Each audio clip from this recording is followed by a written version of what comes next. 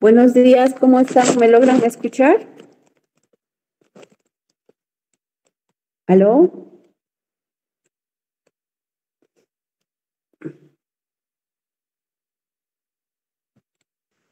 Sí, doctora, se escucha.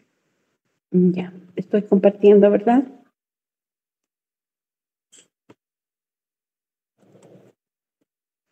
Sí, doctora.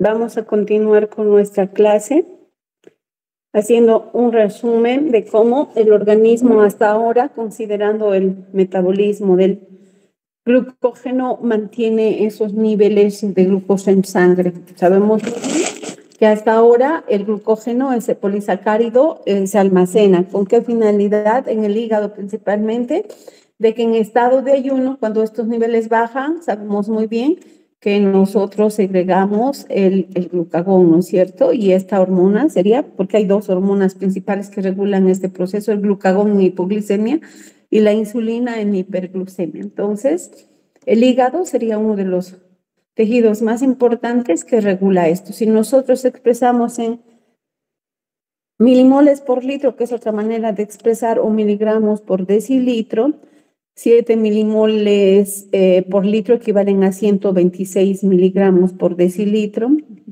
No sé por qué está nanogramos, debería indicar ahí miligramos. Y 6,1 milimoles por litro a 110 y 2,5 milimoles por litro a 45 miligramos por decilitro. Entonces, vemos la normalidad, hemos explicado ya, entre 70 a 100 y de acuerdo a la Organización Mundial de la Salud, luego explicamos, inclusive es un poquito menos ahora, ¿no? Entonces, la acción rápida es el hecho de que el organismo, ese polímero almacenado, va a ir degradando, ya hemos dicho, liberando ya sea glucagón, adrenalina, el cortisol, la hormona de crecimiento. Entonces son hormonas hiperglucemiantes que tienen esa acción de regular la concentración de glucosa en situaciones de ayuno. Y también podemos hablar de que hay una acción sostenida, y eso lleva a cabo otro proceso que vamos a llevar luego, si es que terminamos el temario hoy.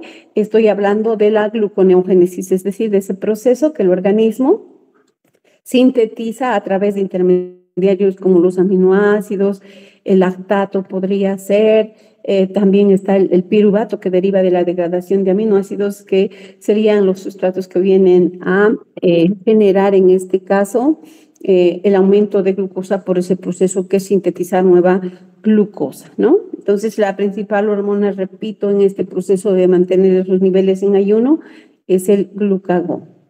La Organización Mundial de la Salud actualmente nos dice que para considerar hiperglucemia el valor debe estar mayor a 95 miligramos por decilitro. Una normoglicemia estaría entre 70 y 95 miligramos por decilitro, y hablando de una hipoglicemia inferior a 65 miligramos por decilitro. Entonces, esos datos actualmente nos reporta la Organización Mundial de la Salud. Y bueno, ya hemos hablado, ¿no? Cuando la glucosa en la sangre está baja, ¿qué células empiezan a secretar glucagón? Las células alfa pancreáticas. Ya sabemos muy bien, esto es mediante un proceso, se une el glucagón a su receptor, activa la proteína AGS, esto la desmilatociclasa, que incrementa esto, la concentración de AMP cíclico, esto activa la proteína quinasa A, esa proteína quinasa A que hace, activa la fosforilasa sinasa, esta fosforilada va a ir a fosforilar a la glucógeno fosforilasa, y de esa manera estamos activando la degradación del glucógeno y más bien inhibiendo la glucólisis, porque bien sabemos que esta vía lo que hace es degradar la glucosa y por tanto, haciendo ese proceso, estaría disminuyendo los niveles de glucosa en sangre. Entonces, ¿qué es lo que pasa cuando hay alta glucosa en la sangre? Al contrario, las células beta pancreáticas, ¿qué es lo que secretan? El antagonista de este proceso, que es la insulina, ¿no es cierto?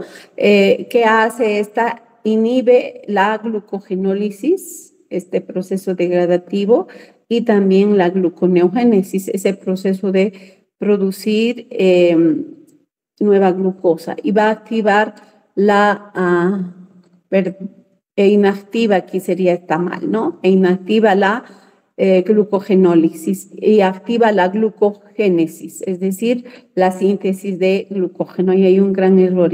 Activa la glucogénesis sería. Haciendo estos procesos, entonces, esta hormona lo que hace es permitir a través de la insulina unida a su receptor el ingreso de glucosa a las células. De esa manera disminuyen las concentraciones de glucosa en sangre.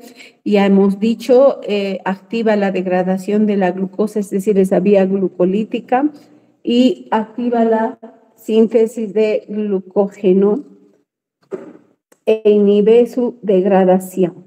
Y esto, la síntesis va a activar tanto en hígado como en músculo.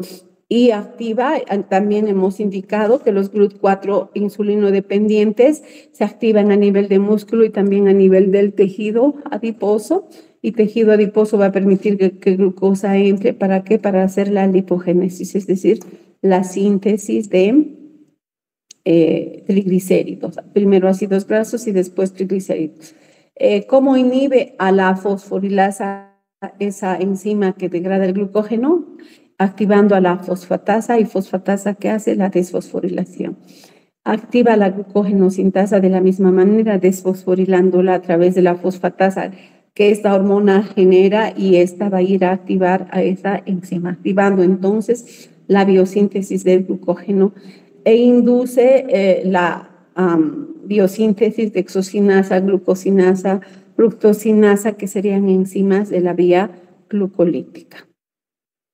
Bueno, haciendo un resumen entonces, todo lo que está en rojo es inhibir. ¿Qué es lo que hace la insulina? Inhibe todos los procesos catabólicos, ¿no es cierto? La lipólisis, la degradación de triglicéridos en el tejido adiposo.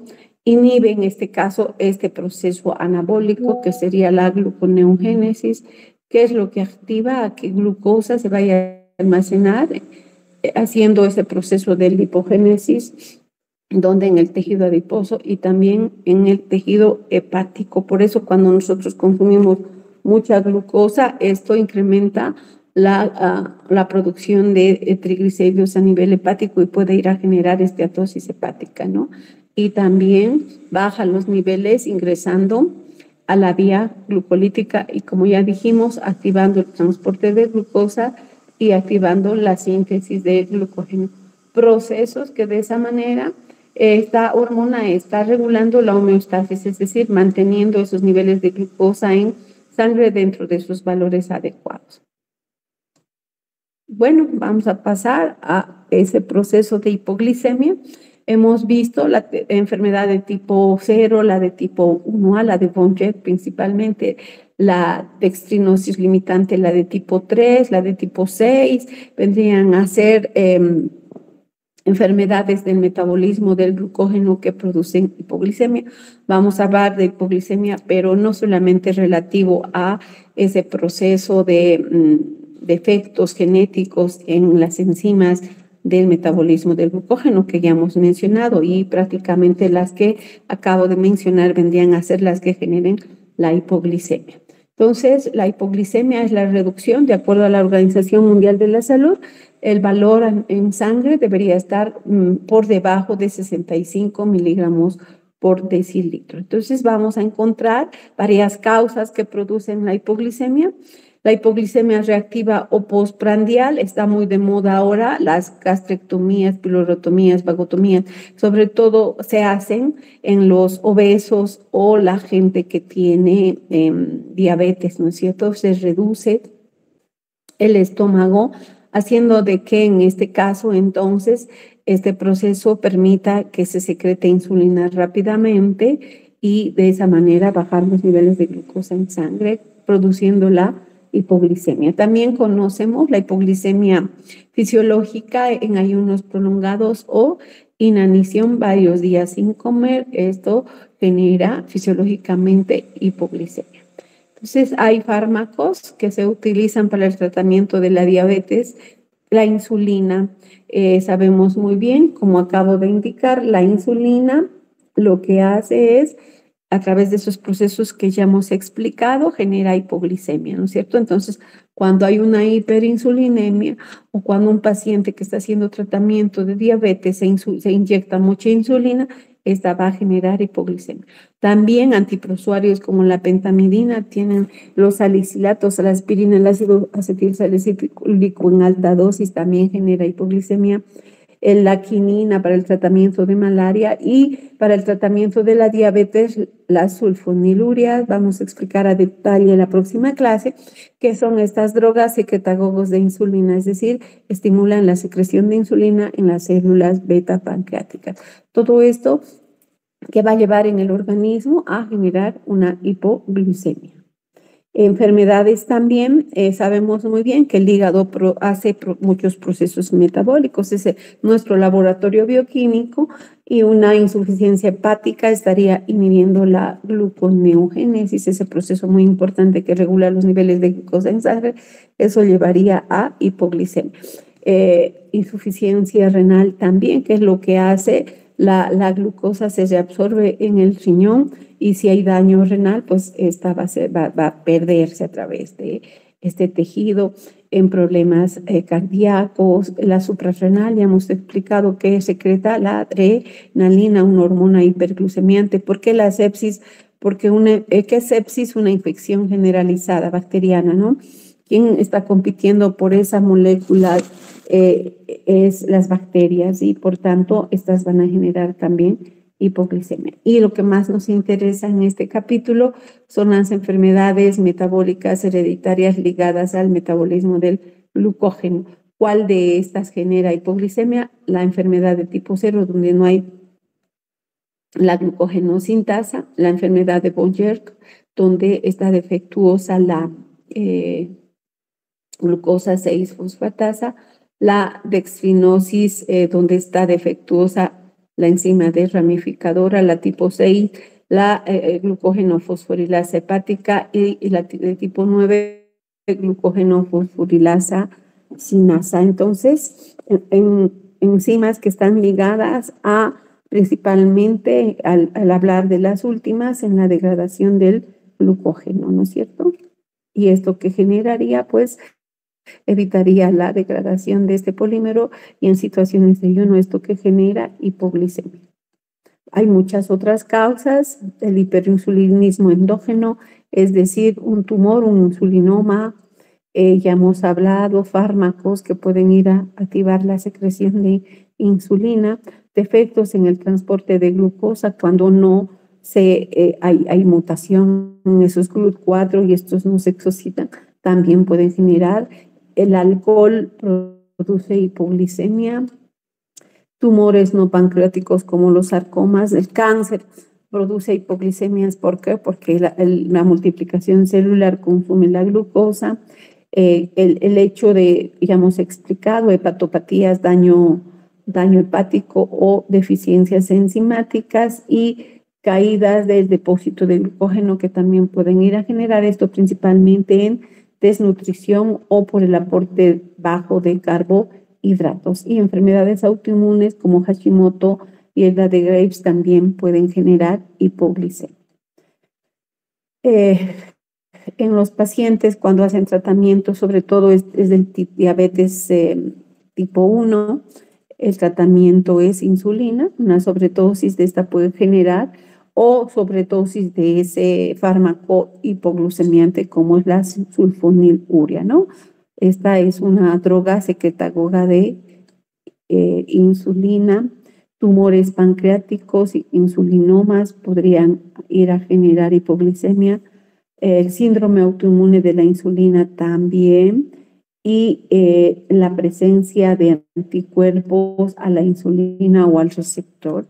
Lo mismo en este caso, esas deficiencias hormonales van a ir a generar, en este caso, la producción de disminución de los niveles de glucosa en sangre. Otras causas de deficiencia de secreción de catecolaminas, ¿cuáles son estas? Adrenalina, noradrenalina. Deficiencia también podría ser de la hormona de crecimiento, o insuficiencia suprarrenal, porque sabemos muy bien que es ese nivel que se produce la adrenalina y noradrenalina a partir a partir de tirosina. También bajas concentraciones de glucagón o no producción de glucagón. Hemos explicado ya el cortisol genera, en este caso, activación de la gluconeogénesis, también donde se lleva a cabo, repito, este proceso a nivel hepático. Por tanto, déficit de cortisol también va a generar hipoglucemias en ayunas, déficit de la hormona de crecimiento y producción del factor de crecimiento dependiente de insulina. ¿Qué es lo que hace esto? Inhibe la producción de hormona de crecimiento y glucagón, generando entonces hipoglucemia. Si nosotros vemos aquí la gráfica, todas estas hormonas son hiperglucemiantes, que es lo que hacen, incrementan las concentraciones de glucosa en sangre. Si nosotros no producimos alguna de estas, pues el paciente va a generar hipoglucemia. La inanición, evidentemente, varias horas sin comer. Sabemos que el glucógeno nos mantiene entre 12 a 18 horas, los niveles de glucosa en forma adecuada. Ya ayunos más prolongados, pues bajan los niveles de glucosa generando hipoglucemia. En inanición, ¿cómo es que nosotros vamos a tratar de mantener y regular esos niveles de glucosa en sangre?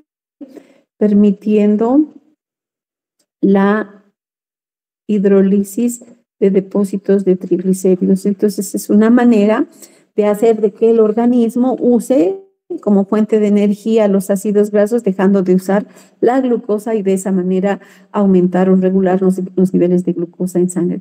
¿Qué es lo que genera la degradación de triglicéridos, produciendo en este caso ácidos grasos y después esto haciendo beta oxidación? La producción de acetilcoenzima A, y eso la cetonemia. Entonces hay hipercetonemia, es decir, que se elevan los cuerpos cetónicos. ¿Cuáles son? 3: acetona, beta hidroxibutirato y acetato. Esto principalmente viene de la oxidación de ácidos grasos, pero también puede provenir de la degradación de proteínas, es decir, el catabolismo de aminoácidos cetogénicos van a ir a incrementar la producción de cuerpos cetónicos. Todo este proceso, si se elevan los ácidos grasos en circulación, se elevan los cuerpos cetónicos, se incrementa la producción de acetilcoenzima, se va a incrementar la producción de NADH, todo eso que está yendo a generar una acidosis metabólica y también incrementa el lactato y los cuerpos cetónicos, activando este proceso la gluconeogénesis, es decir, la producción de nueva glucosa para regular esos niveles de glucosa en sangre. Y hay hiperlacticidemia e hiperuricemia, es decir, el incremento de acidosis láctica es precisamente por este proceso en inanición que se genera, y esto va a ir a hacer de que el cuerpo, para regular ese pH, secrete el lactato y retenga el ácido úrico, que también en esta condición se puede producir hiperuricemia, el incremento de ácido úrico, porque esta molécula no se elimina a través de la orina. En su lugar se estaría eliminando el ácido láctico. Bueno, el alcohol. El alcohol, sobre todo, es una droga que produce hipoglicemia en ayunas. ¿Por qué? Porque inhibe ese proceso importante que es la gluconeogénesis hepática. Es decir, no hay síntesis de nueva glucosa, tampoco se almacena el glucógeno en buenas condiciones en el hígado, y esto generaría hipoglicemia. El alcohol, muy bien sabemos, por el estrés oxidativo que genera, produce daño principalmente a nivel de las membranas, es decir, el daño en estas membranas celulares. ¿Por qué se produce? Por el estrés oxidativo que esta droga genera, ¿no? También va a generar el mismo proceso de estrés oxidativo que produce, porque ya se metaboliza a nivel gástrico, a nivel intestinal, hay procesos de metabolización.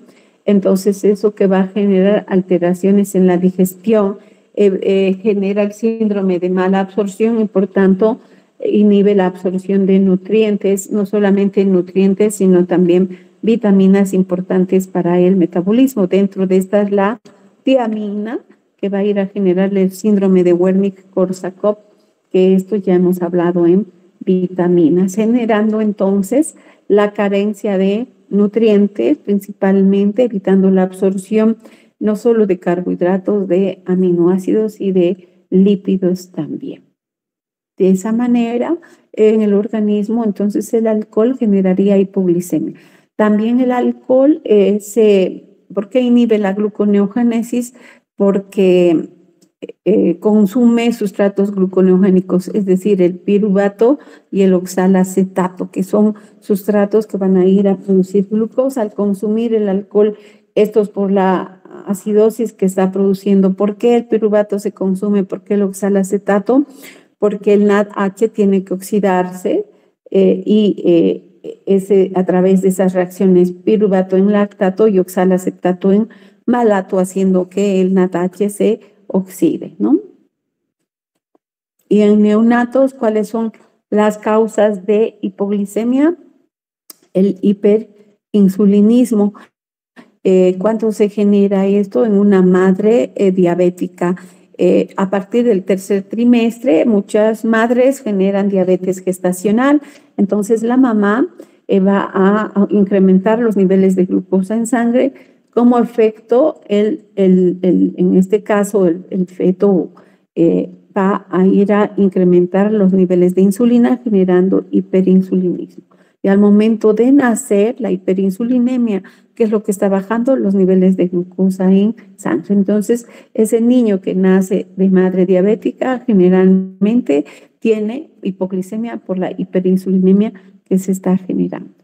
Y también en el niño que puede ir a generar hipoglicemia neonatal, deficiencias de hormonas, ya sea de una o de varias, me refiero a las hormonas hiperglucemiantes. Ya hemos explicado cuáles son: el cortisol, el glucagón, la hormona de crecimiento, la adenocorticotrópica, también serían hormonas, en este caso, hiperglucemiantes. Deficiencia de una o de varias de estas produce hipoglicemia en el neonato.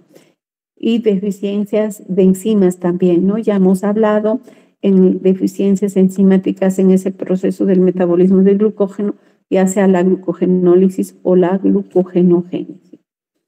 Y la desnutrición, evidentemente, un niño que nace de una madre desnutrida o un niño que no se alimenta bien, pues va a tener falta de nutrientes y eso irá a generar la hipoglicemia.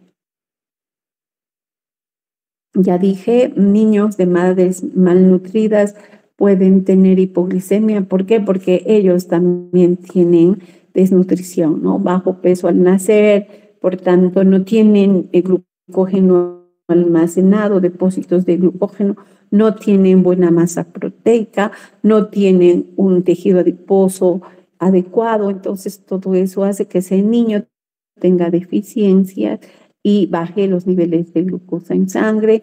También deficiencias en la producción o síntesis, en este caso, de enzimas que van a participar tanto en la gluconeogénesis, es decir, la síntesis de nueva glucosa.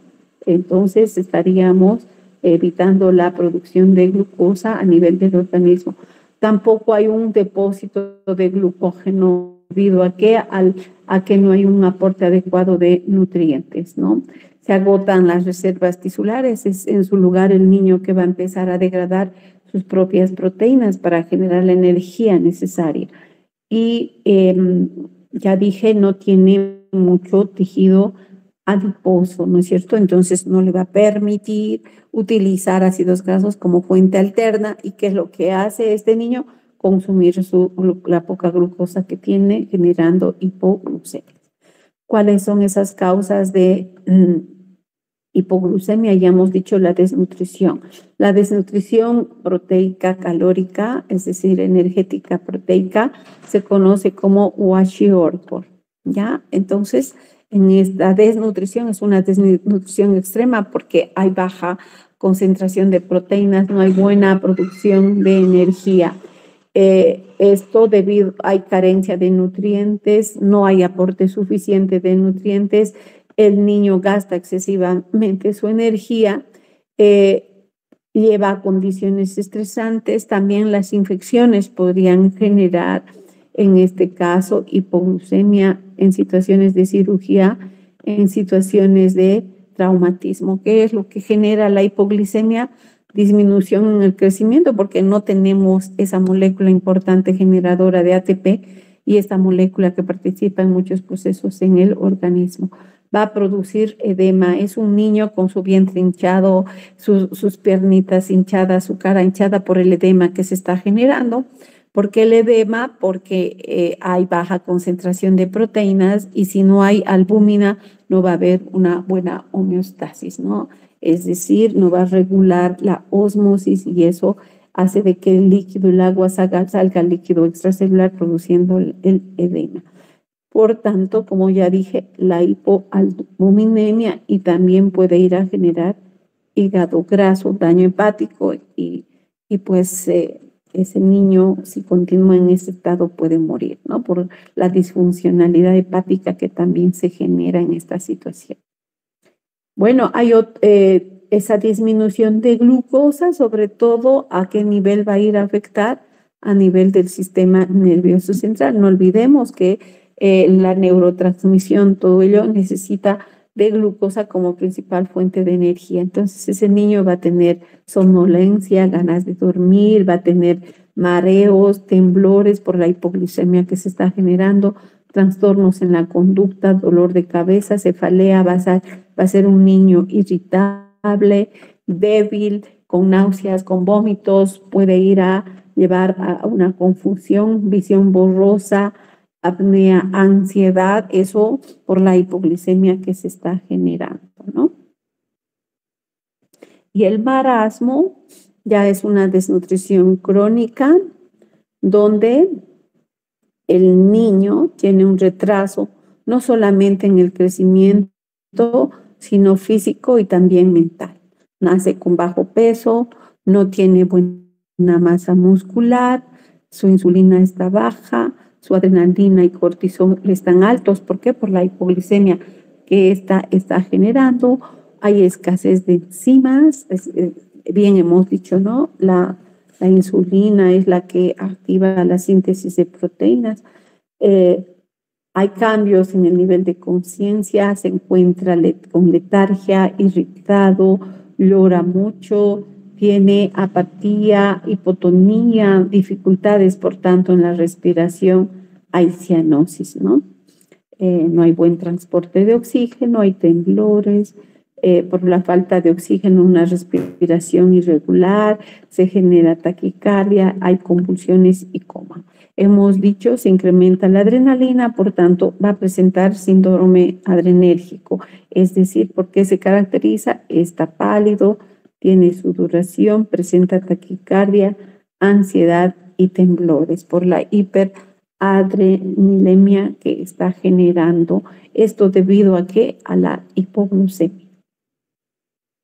Bueno, vamos a concluir indicando que la hipoglicemia, según su severidad, puede clasificarse en 3 grupos: una leve, moderada o grave.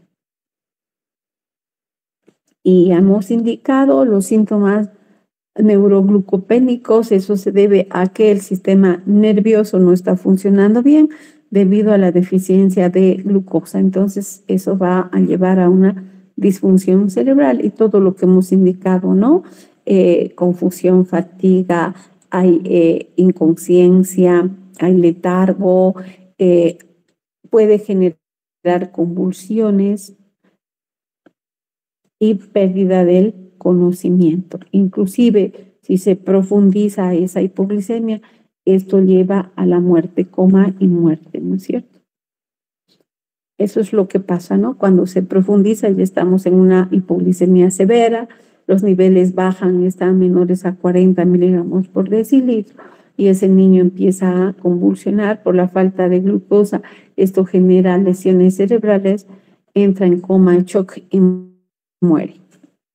Y bueno, ¿qué es lo que se usa para hacer el diagnóstico?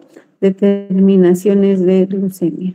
Decimos que es hipoglucemia cuando esta está menor en niños a 45 miligramos por decilitro. Entonces, ¿qué tenemos que hacer? Hasta regular, darle bolos de glucosa, hacer controles seriados de su glucosa, ver pruebas funcionales, sobre todo hepáticas, investigar sobre todo la actividad enzimática en esas enzimas que están ligadas al metabolismo del glucógeno.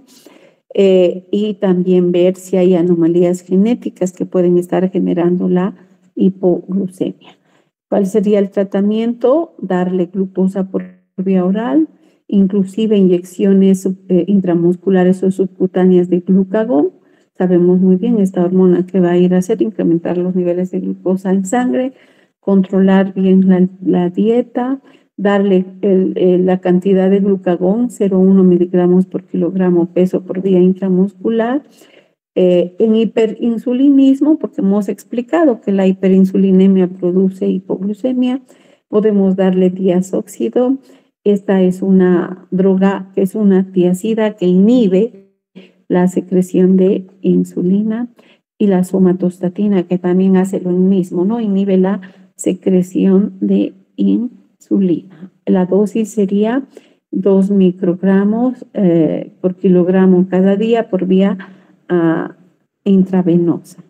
Y el diazóxido en una dosis de 10 a 15 miligramos kilogramo día. Estamos dando drogas hiperglucemiantes, ¿no?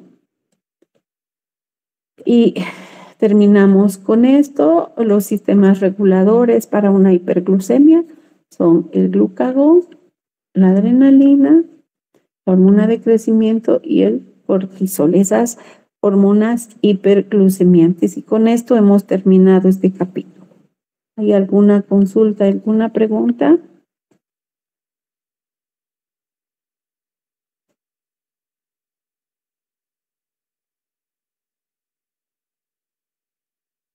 Si no hay preguntas, continuamos con el otro capítulo, que es la gluconeogénesis, es decir, la producción de nueva glucosa que el organismo realiza para mantener esos niveles de glucosa en sangre. Entonces, vamos a hablar de la gluconeogénesis, vamos a hablar del papel que juega este proceso, qué sustratos son gluconeogénicos, qué reacciones gluconeogénicas se llevan a cabo. En realidad es la vía inversa de la glucólisis con variaciones en esas reacciones irreversibles. ¿Cómo se controla este proceso? Si una vía está activa, la otra está inactiva. Si la gluconeogénesis se activa, la glucólisis es inactiva. Vamos a ver nuevamente cómo se regula esos niveles de glucosa en sangre, pero ya incorporando este proceso nuevo que vamos a ver, que es la gluconeogénesis. Vamos a hablar de la diabetes. Esta enfermedad precisamente se da por la falta de insulina, porque no hay una hormona que inhiba este proceso de gluconeogénesis y el organismo descontroladamente va a ir a producir incrementos de glucosa. Vamos a hablar de cómo se hace ese diagnóstico de esta enfermedad.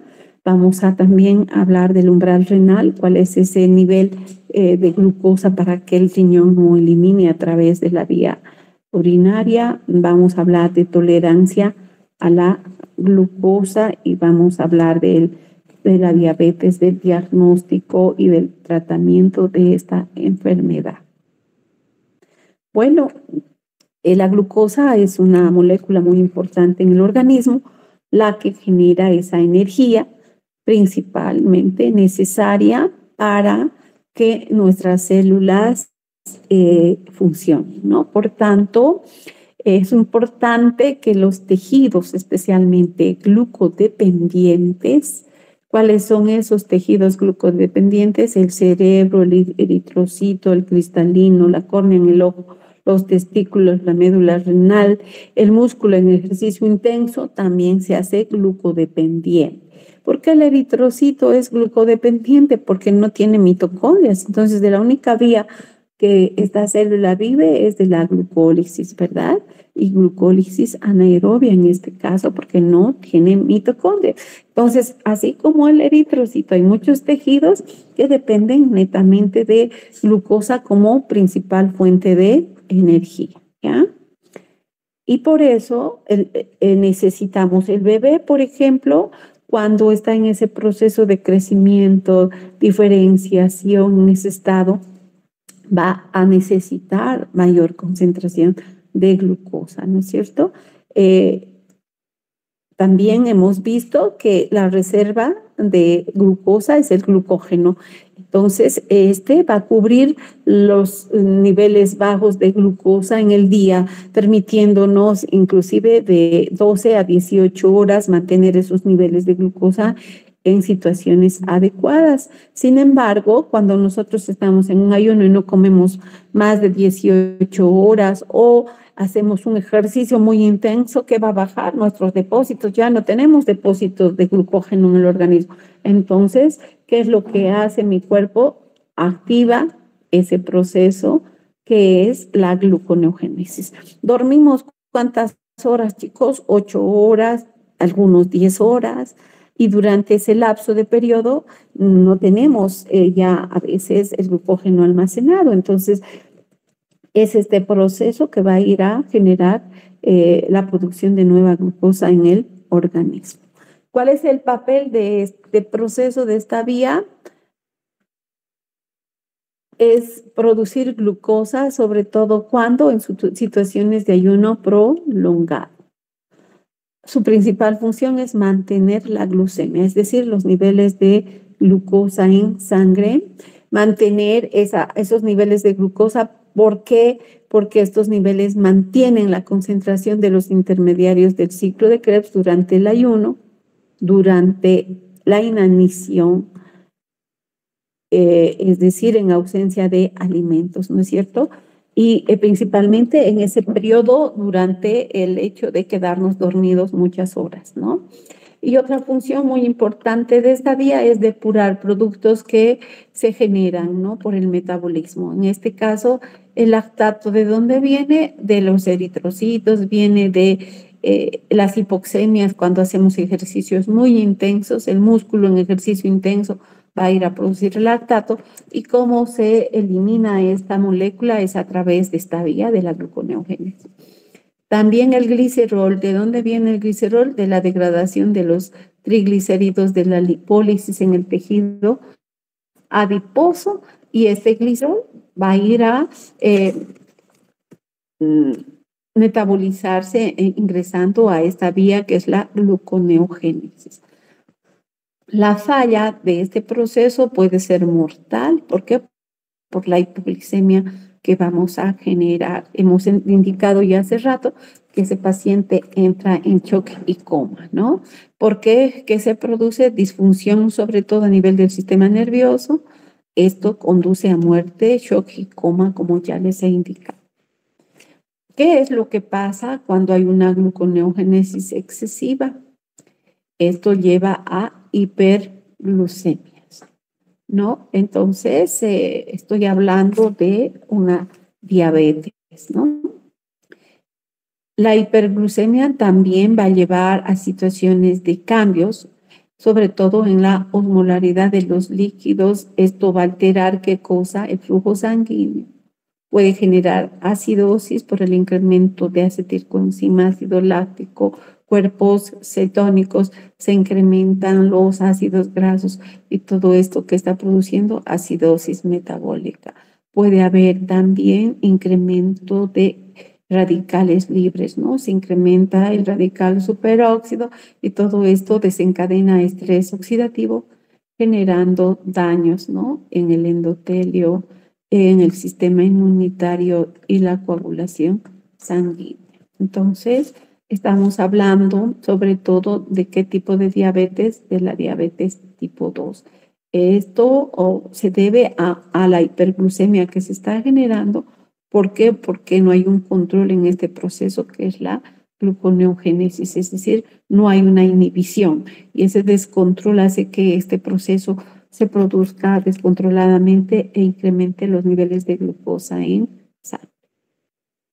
Bueno, vamos a hablar de este proceso entonces, cómo dos tejidos principalmente hacen ese proceso: el hígado, el riñón, y también se ha visto que ya el intestino puede sintetizar glucosa, pero en mínimas cantidades, ¿no?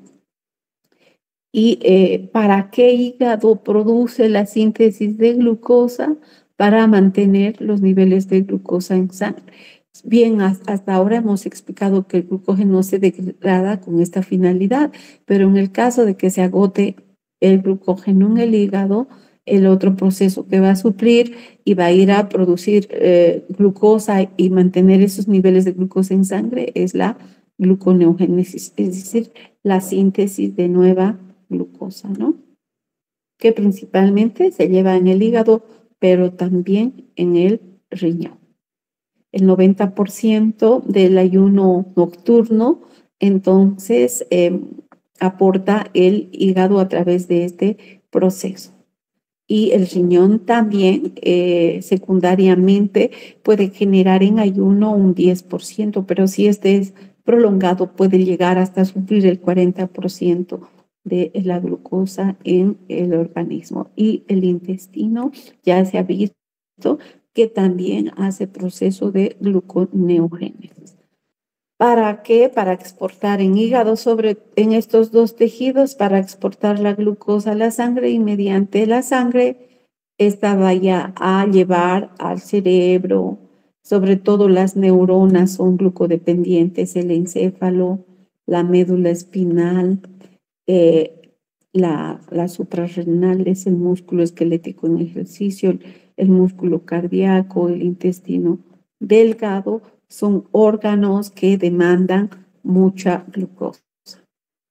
Y para ellos es importante ese proceso de gluconeogénesis, es decir, la creación de nueva glucosa.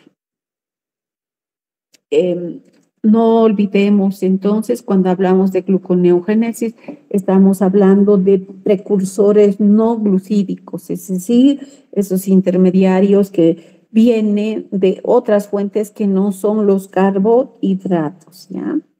El lactato, si bien es de la glucólisis anaerobia, este es un sustrato gluconeogénico. El glicerol, también el propionato, el piruvato y los aminoácidos gluconeogénicos vendrían a ser esos sustratos que van a ir a hacer ese proceso de gluconeogénesis, es decir, producción de nueva glucosa. Vemos aquí el lactato, el piruvato, los aminoácidos y el glicerol pueden entrar a la glucólisis y hacer la inversa o producir piruvato, en este caso lactato, aminoácidos y piruvato, hacer la inversa de la glucólisis y producir glucosa por este proceso. Luego vamos a explicar de dónde viene cada uno de estos sustratos.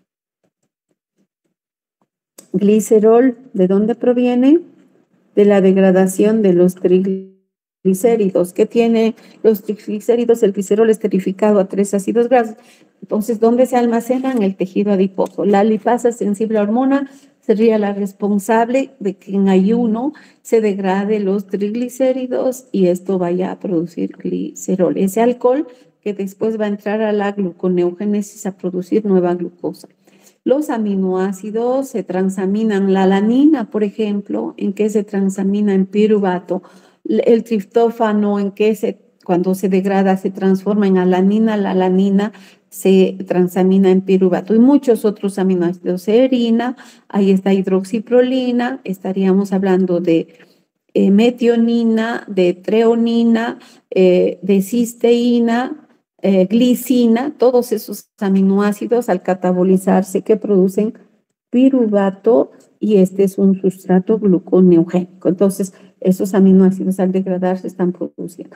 Otro es el ciclo de Cori, ¿no? En las situaciones de glucólisis anaerobia, cuando se da en el cuerpo, principalmente en los glóbulos rojos, porque no tienen mitocondrias, estos netamente viven de esa vía, y el músculo esquelético en ejercicio intenso que produce glucólisis anaerobia. ¿Por qué? Porque hace un metabolismo alto y eso se consume el oxígeno, haciendo que entonces el tejido muscular entre en anaerobiosis, ¿no? Y el catabolismo de otros aminoácidos que derivan de la degradación de proteínas insulares. Por ejemplo, entre estos principalmente ya hemos hablado de la alanina que produce piruvato, pero ahí estaríamos hablando de la glutamina, del aspartato, el glutamato, que son aminoácidos que producen intermediarios del ciclo de Krebs, que también van a ir a producir glucosa, a hacer gluconeógenesis. Entonces, ahí estamos hablando de esos intermediarios del ciclo de Krebs y dentro de estos el propionato que viene de la degradación de ácidos grasos de cadena impar, de la degradación de la cadena lateral del colesterol y de la isoleucina, van a ir a generar propionato y propionato succinilcoenzima y este que es un intermediario del ciclo de Krebs. Entonces, ¿qué intermediarios ahí se generan al degradarse aminoácidos? A partir de glutamato alfa-cetoglutarato. ¿Quién se degrada en glutamato? Estamos hablando glutamina, arginina, prolina e histidina. ¿Quiénes producen succinilcoenzima? Metionina, treonina, valina, isoleucina. ¿Quién produce fumarato, aspartato, fenilalanina, tirosina? ¿Y quién produce oxalacetato, asparagina y aspartato? Entonces, todos esos son intermediarios del ciclo de Krebs. Luego vamos a explicar con mayor detalle esto, ¿bueno? Y estos serían, entonces, en resumen, los sustratos gluconeogénicos que van a ir a producir la nueva glucosa entrando a esta vía. Bueno, entonces acabamos de mencionar lo que he explicado, el glicerol, ¿de dónde viene? De la degradación de triglicéridos. Aminoácidos que están yendo a degradarse, todos los que acabé de mencionar, generando intermediarios del ciclo de Krebs. En este caso, por ejemplo, oxalacetato, quien produce aspartato por transaminación, pero también asparagina por la asparraginasa, por desaminación produce aspartato y el aspartato oxalacetato. Entonces, todos estos aminoácidos, más estos dos que están produciendo y lo que hemos mencionado hace rato, propionilcoenzima entrando como succinilcoenzima, que están produciendo intermediarios del ciclo de Krebs, ¿no? También encontramos aquí otros aminoácidos, los que hace rato mencioné, alanina, cisteína, glicina, ceorina, treonina, triptófano, hidroxiprolina, que producen piruvato. Y cuando hablamos del ciclo de Cori, que estamos produciendo el lactato, que nuevamente va a producir piruvato y piruvato va a ir a generar glucosa, haciendo ese proceso de gluconeogénesis. Entonces, en este proceso gluconeogénico hay tres barreras que debemos invertir porque son reacciones irreversibles. No podemos hacer que piruvato directamente pase a fosfonolpiruvato a través de la piruvato deshidrogenasa, ¿verdad? Porque esta reacción es irreversible. Entonces, este paso se realiza con el concurso de dos enzimas. ¿Cuáles son? Piruvato carboxilasa, que transforma el piruvato en oxalacetato, y después esta molécula por la fosfonolpiruvato carboxicinasa en fosfonolpiruvato. Ya estamos donde en un intermediario de la vía glucolítica hacemos la vía inversa, el fosfonolpiruvato en 2-fosfoglicerato, luego en 3-fosfoglicerato, luego en 1,3-bifosfoglicerato por las enzimas que ya conocemos. Aquí la enolasa, en este caso la mutasa y en este caso la sinasa, fosfoglicerato sinasa, y aquí el gliceraldehído 3-fosfato deshidrogenasa que transforma en gliceraldehído 3-fosfato. Luego está por una isomerasa en hidroxiacetona y dos moléculas de piruvato, entonces una que va a ir a generar gliceraldehído 3-fosfato y otra hidroxiacetona para que ambos azúcares se condensen por la aldolasa y produzcan fructosa 1,6-bifosfato. Hasta ahí estamos en la vía glucolítica a la inversa. Pero otra vez nos encontramos con una reacción irreversible, porque aquí la fosfofructoquinasa hacía esta reacción en este sentido. No puede revertir, por tanto necesitamos el concurso de otra enzima. ¿Cómo se llama? Fructosa 1,6-bifosfatasa. Es decir, que va a ir a hacer desfosforilar el fosfato en el carbono 1 y producir fructosa 6-fosfato. Ahora la exosa isomerasa en glucosa 6-fosfato. Otra vez la exocinasa cataliza una reacción irreversible. Necesitamos revertir con el concurso de otra enzima. ¿Cuál es? La glucosa 6-fosfatasa. Esta enzima, ¿qué está haciendo? Desfosforilando el fosfato en el carbono 6 y produciendo glucosa libre. Entonces, como vemos acá, estamos haciendo una vía inversa de la glucólisis. ¿Y cómo entra glicerol a esta vía a hacer glucosa? A través de la glicerol-sinasa que tiene el hígado. Esta solamente está en el hígado. Glicerol se fosforila con el ATP y produce glicerol fosfato. Luego una glicerol fosfato deshidrogenasa ingresa NAD oxidado, sale NAD reducido, que está produciendo dihidroxiacetona fosfato. ¿Y qué es esta dihidroxiacetona fosfato? Un intermediario de la glucólisis. Esta entonces va a transformarse en gliceraldehído 3-fosfato por una triosa fosfato isomerasa y ambas se condensan para producir fructosa 1,6-bifosfato. ¿Y qué estamos haciendo? Nuevamente la inversa de la glucólisis, pero con la acción de estas dos enzimas. Por tanto, el primer rodeo es estas reacciones catalizadas por estas dos enzimas.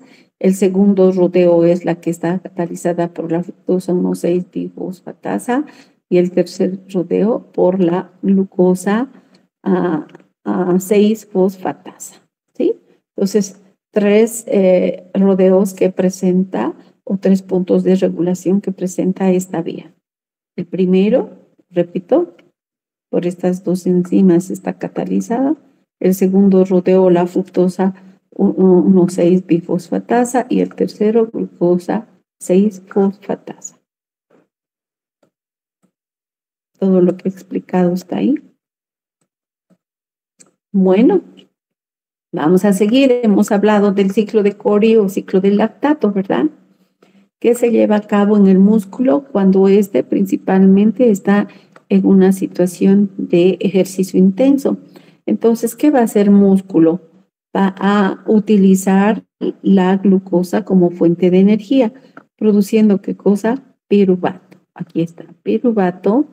Y piruvato, por la anaerobiosis que está generando, ¿qué va a ir a producir? Lactato.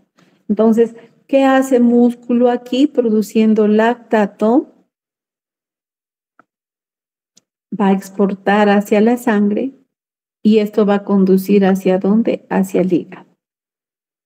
¿No es cierto? Lactato en el hígado, nuevamente que se transforma en piruvato y esto por este proceso que acabamos de explicar, ¿qué es lo que está generando? La glucosa y esa glucosa nuevamente al músculo. Entonces aquí estamos hablando del ciclo de Cori, ¿no? Músculo degrada, en situación de anaerobiosis produce lactato, a través de la circulación exporta al hígado y va a ir a generar la nueva glucosa. Esta glucosa otra vez a la sangre y exporta al músculo, por tanto estoy hablando del ciclo de Cori. ¿Recuerdan? El lactato es en este caso un sustrato gluconeogénico y aquí a través de este ciclo estamos mostrando que sí, el lactato está produciendo la nueva glucosa, interrelacionando músculo con hígado, hígado que sintetiza a través de ese proceso de gluconeogénesis. Vamos a hablar de otro ciclo que también genera ese flujo de carbonos para la gluconeogénesis y es el ciclo de la glucosa alanina. Vemos acá músculo al hacer la glucólisis que ha generado piruvato, pero piruvato, aquí está más claramente, si complicamos un poquito, transamina alanina por la enzima alanino-aminotransferasa. Para hacer ese proceso de transaminación es el glutamato que le da el grupo amino y se transforma en alfa-cetoglutarato. Bueno, la alanina entonces es de igual manera, igual que el lactato, conducida a la sangre, al hígado y nuevamente hace transaminación. Alanina, ¿en qué se transforma por ese proceso de transaminación catalizada por la alanino-aminotransferasa? en piruvato. Y le da al alfa-cetoglutarato y produce glutamato, y glutamato es el que va a ir a entregar estos grupos aminos y se va a transformar en urea en el hígado, ¿sí? Entonces, este piruvato que hemos regenerado en el hígado a partir de alanina por transaminación, que va a ir a hacer gluconeogénesis produciendo la nueva glucosa, esa glucosa donde se exporta al hígado y es usada como fuente de energía que genera piruvato transamina alanina a la circulación, y estamos hablando del ciclo de la glucosa alanina. Vamos a resumir entonces en esta gráfica: músculo a través de degradación de glucosa produce piruvato, esta transamina alanina a través de la sangre al hígado, y en el hígado alanina por transaminación que produce nuevamente glucosa, que es exportada a través de la sangre al músculo, y estoy hablando del ciclo de la glucosa alanina. Y finalmente hay otro ciclo que también exporta los carbonos para la gluconeogénesis y es el ciclo de la glucosa y glutamina, que se lleva a cabo en otros tejidos. Ya hemos explicado glucosa, piruvato, esto ingresa al ciclo de Krebs, produce alfa-cetoglutarato, por aminación glutamato y glutamato glutamina. Y va a ser esta glutamina la que lleve nuevamente en este caso al hígado, y en el hígado haga la gluconeogénesis. Vemos ahí, estamos en hígado, alfa-cetoglutarato, oxalacetato, sale como oxalacetato, fosfenolpiruvato, que está sintetizando nueva glucosa. Y ese sería el ciclo de la glucosa glutamina. Entonces, 3 ciclos en resumen que están encargados de transportar carbonos para ese proceso de gluconeogénesis: el ciclo de Cori, el ciclo de glucosa alanina y el ciclo de glucosa glutamina. ¿Hay alguna consulta, pregunta, chicos? No. Inclusive acá, si nosotros observamos músculo, hemos hablado, se transporta, no es tan fácil, el proceso es más complejo, luego vamos a detallar. Músculo está degradando glucosa, ¿verdad? Que produce piruvato. Y piruvato tiene que carboxilarse para producir oxalacetato, y es parte del ciclo de Krebs esa reacción. Entonces, oxalacetato luego hace de que salga como malato, y después malato vaya al citosol, y en el citosol genere, en este caso, pues la gluconeogénesis, hablando de hígado, ¿no es cierto? Entonces, estas reacciones necesitan, para hacer ese proceso, primero la glucólisis, ¿no es cierto?, transportar a hígado, y ahí la gluconeogénesis, nuevamente usar el ciclo de Krebs para este proceso de generar la nueva glucosa.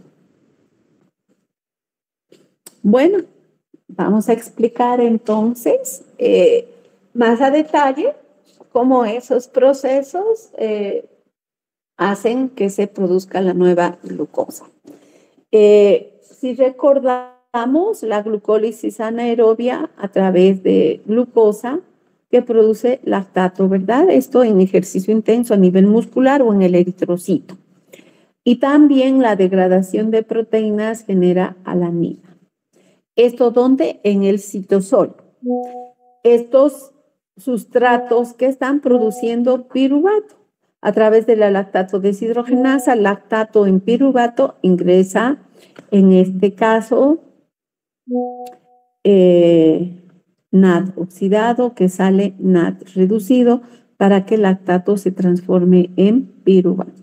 Estamos en hígado, chicos. Hemos dicho como lactato alanina se han transportado a hígado, ahora estamos a nivel de citosol, y estos 2 sustratos están produciendo piruvato. Posteriormente, piruvato, ¿en qué situación estamos? En situación de ayuno, ¿no ve? Que hemos incrementado el glucagón.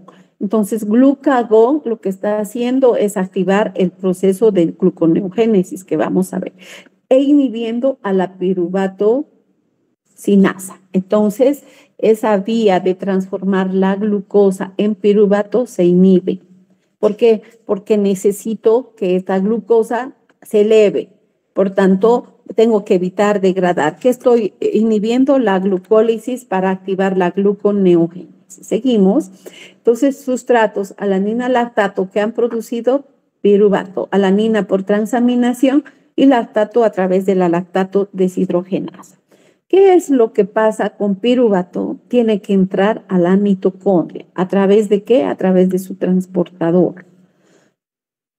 Y piruvato a nivel mitocondrial, porque la enzima piruvato carboxilasa solo es mitocondrial, lo que está haciendo es transformar 3 carbonos en una molécula de 4 carbonos, como se llama el oxalacetato. Y esta molécula es parte de ¿qué? Del ciclo de Krebs. Para esa reacción, ¿qué es lo que necesita como cofactor la biotina? La B9, porque esta es la que participa en esa reacción de carboxilación. ¿Qué está haciendo esta piruvato carboxilasa? Como su nombre dice, carboxilando el piruvato de 3 carbonos a 4 carbonos, usando ¿qué? Dióxido de carbono en forma de bicarbonato. Para esta reacción, esto usa ATP y que sale ADP más fósforo inorgánico. Inclusive para ese proceso de gluconeogénesis el organismo utiliza ATP, que hemos producido a través de esta reacción de piruvato, mediante la piruvato carboxilasa, oxalacetato. Y este oxalacetato puede salir de 2 maneras para hacer gluconeogénesis al citosol. Sale como aspartato y sale como malato. Entonces, para salir como malato, ¿qué está haciendo? La reacción inversa de la última del ciclo de Krebs, es decir, transformando oxalacetato en malato por la malato deshidrogenasa. Hay que entra NAD reducido, que sale NAD oxidado. Entonces el sustrato se está reduciendo. Sale malato a través de un transportador al citosol y malato por la enzima malato deshidrogenasa citosólica, ¿en qué se transforma? En oxalacetato. Es la misma reacción del ciclo de Krebs, ¿no es cierto? La última. Malato en oxalacetato por la malato deshidrogenasa que entra, NAD oxidado, que sale NAD reducido. Entonces, fíjense, estamos aquí transportando el oxalacetato al citosol en forma de ¿qué? Malato. ¿Por qué no sale como oxalacetato? Porque esta molécula no tiene un transportador. Otra manera de salir esta molécula al citosol es como aspartato. Aquí la enzima AST, aspartato aminotransferasa, vendría a ser la enzimita que está transaminando el oxalacetato para transformarse en aspartato. Aspartato hace un contratransporte con glutamato, que es parte de la lanzadera malato-aspartato. Si se dan cuenta, esto es parte de esa lanzadera. Y aspartato transamina por la aspartato aminotransferasa, ¿en qué? En oxalacetato.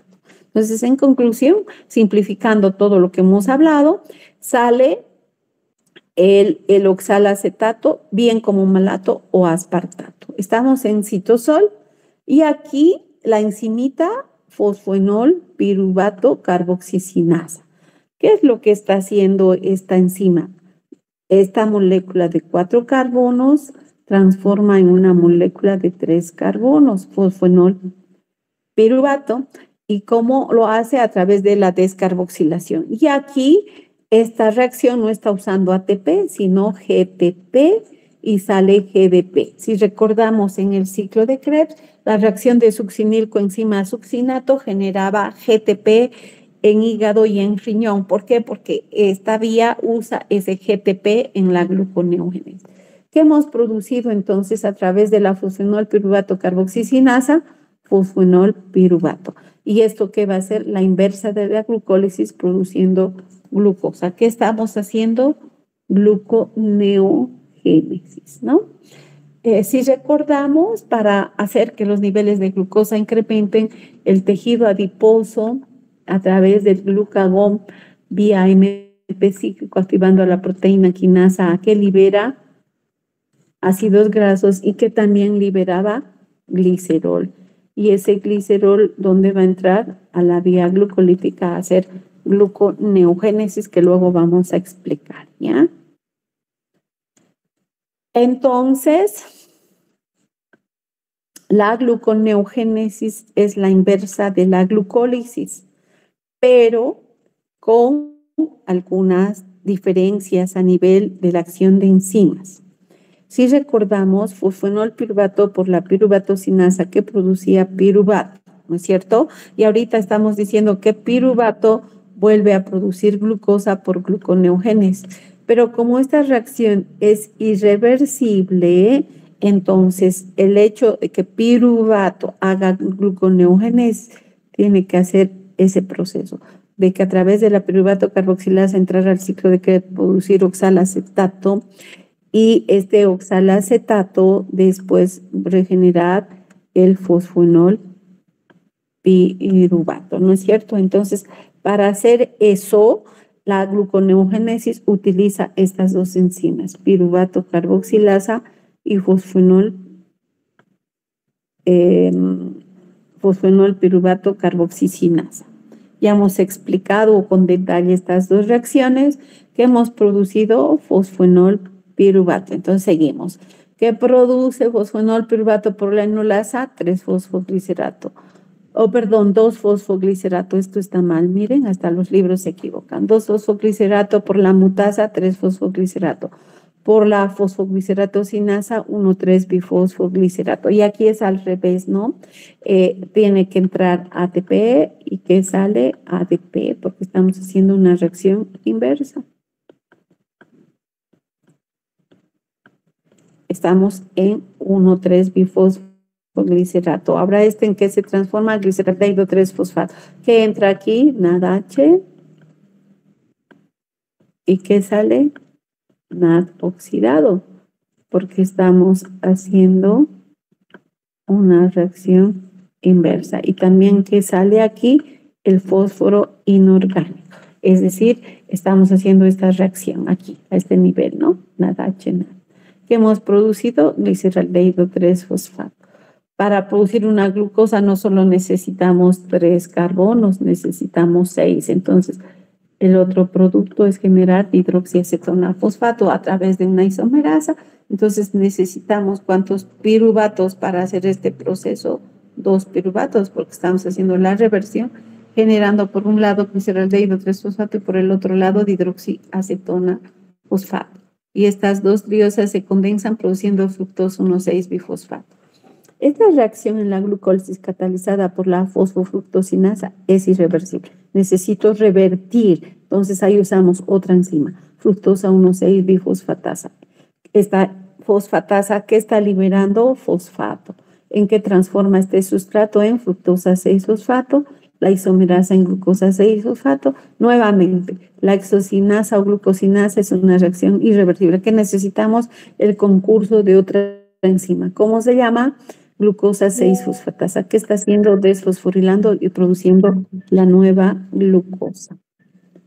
Entonces, la glucólisis es la vía degradativa y la gluconeogénesis es la vía de biosíntesis. Si la glucólisis está inhibida, ¿qué vía se está activando? La gluconeogénesis, esta vía. Y a través de las reacciones que hemos mencionado, acá el paso de piruvato a oxalacetato utiliza ATP y el paso de oxalacetato fosfonol piruvato utiliza GTP. Entonces ahí está usando ¿cuántos ATPs? 2 ATPs. El paso de 3-fosfoglicerato a 1,3-bifosfoglicerato está usando otro ATP. Y en la reacción, en este caso, son 2 vueltas, porque para generar otra vez gliceraldehído tenemos que hacer otra vuelta nuevamente. Entonces multiplicamos multiplicamos 3 por 2, el número de ATPs que consume esta vía es 6 ATPs. Entonces, en resumen, este proceso de la gluconeogénesis, si bien es la inversa de la glucólisis en el citosol, pero también hemos indicado que necesitamos de la acción del ciclo de Krebs a nivel mitocondrial y también necesitamos el retículo endoplasmático porque ahí está la enzima glucosa 6-fosfatasa. Entonces, involucra la glucólisis, involucra el ciclo de Krebs y la glucólisis con reacciones especiales que las hemos mencionado, ¿no?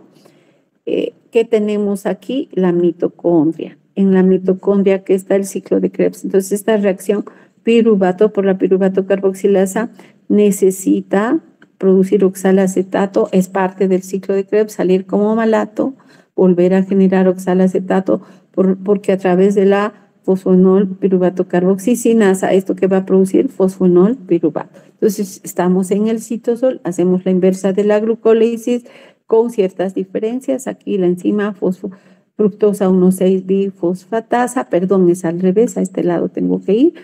Y luego la glucosa 6-fosfatasa, que estamos generando glucosa. Y esta enzima, ¿dónde actúa?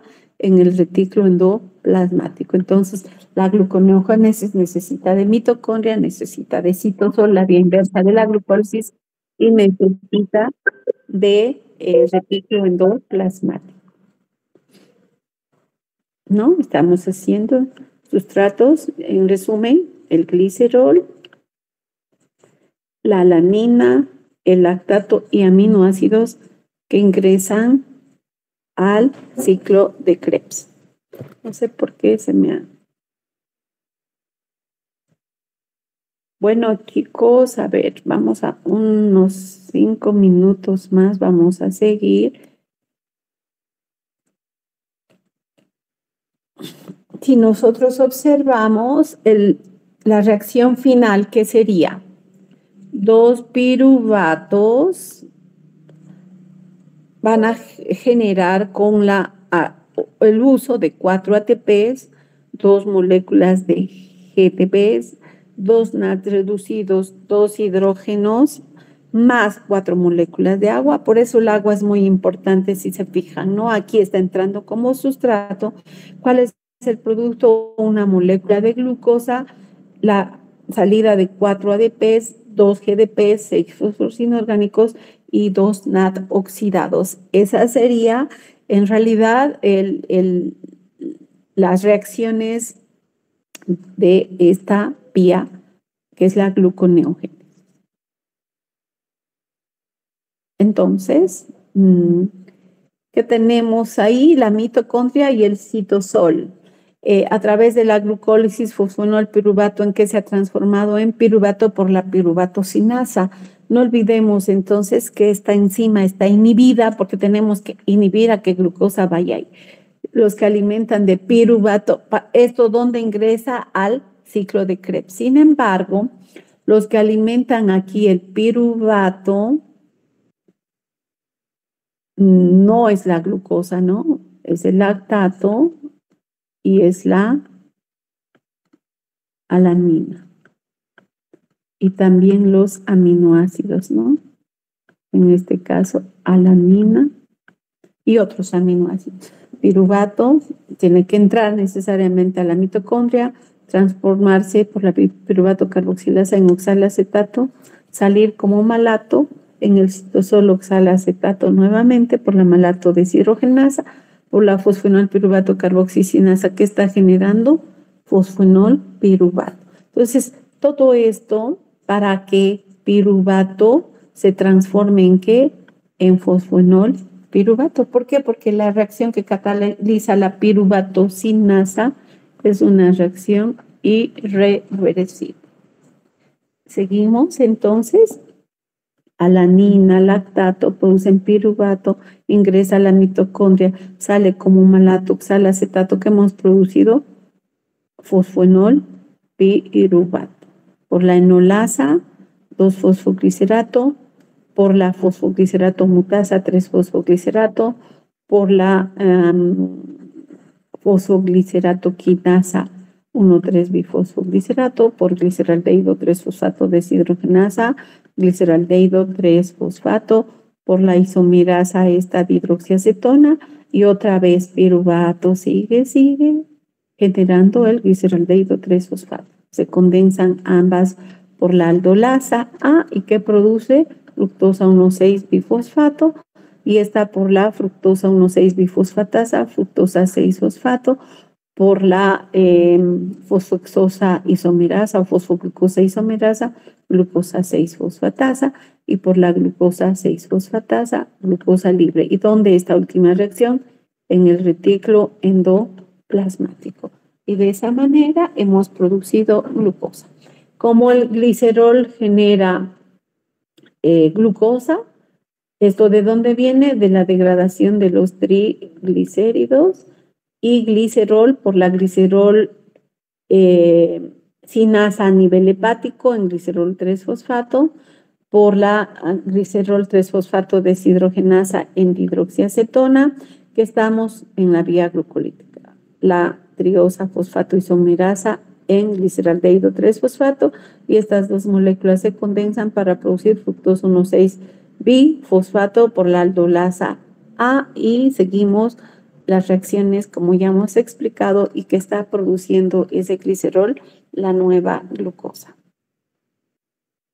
Ya hemos explicado del balance, donde se regula, y con esto termino ya. A nivel de la regulación, las enzimas que regulan son esas reacciones irreversibles: la piruvato carboxilasa, fosfoenol piruvato carboxicinasa, la fructosa 1,6-bifosfatasa y la glucosa 6-fosfatasa serían las enzimas que regulan este proceso, que es la gluconeogénesis, que lo que está yendo a hacer es producir glucosa para incrementar los niveles de glucosa en sangre, ¿no?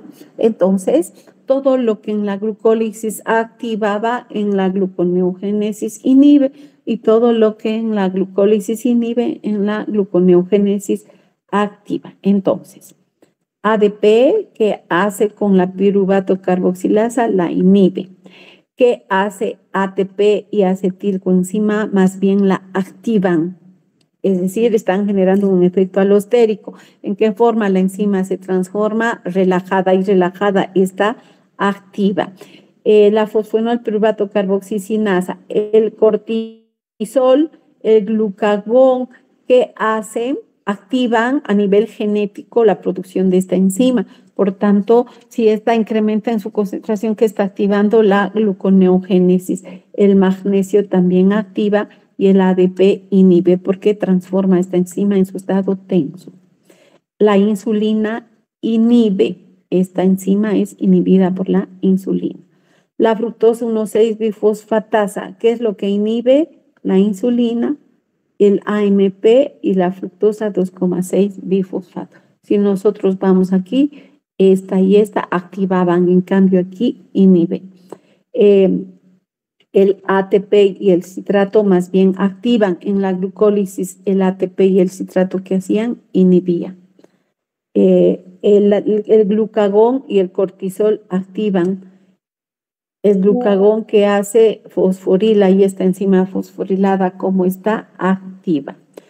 Y la glucosa 6-fosfatasa, ¿quién activa? La glucosa 6-fosfato.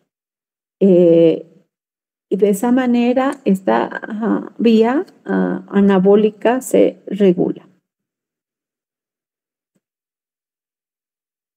Bueno, chicos, ahí quedamos. Ya tengo que ir al trabajo.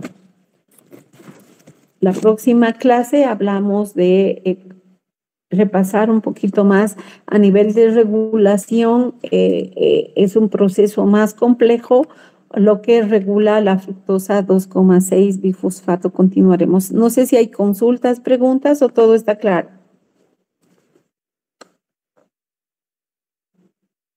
¿Aló? ¿Qué me decías? No, perfecto. Ya, que tengan un buen día. Nos vemos. El jueves es feriado, el viernes directamente.